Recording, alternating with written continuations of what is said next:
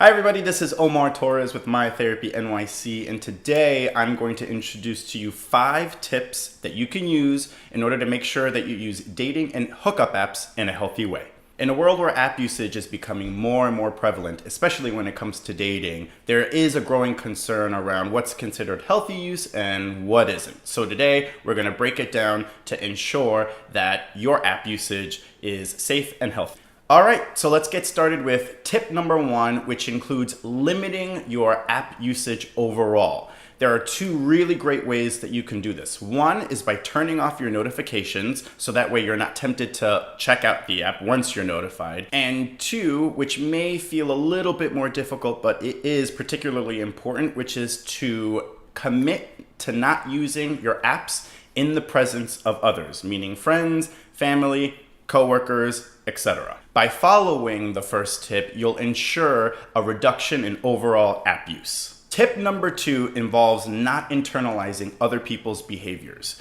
You will be ghosted, you might be ignored, and there are quite a few flakes on there. You may even receive an insult or 2. That's their stuff, okay? Other people's behaviors is of no reflection of you. Keep that in mind as you're using the apps. Tip number 3 involves every now and again taking a break from app usage and focusing solely on real-time human interactions.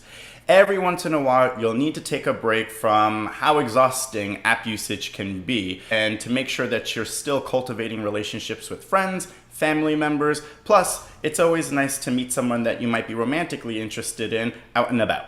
Tip 4 involves not using the apps as a coping mechanism. Meaning, you don't want to use the apps in response to feeling bored or upset or sad about something. In a world where we have so much access to a quick hit of validation, it can be easy to reach for our phone whenever we're feeling upset. Go out, spend time with friends, find other coping mechanisms outside of app usage.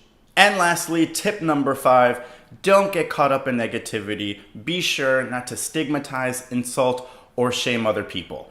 Negativity acts like a ripple effect and it spreads. Don't forget, kindness begets kindness.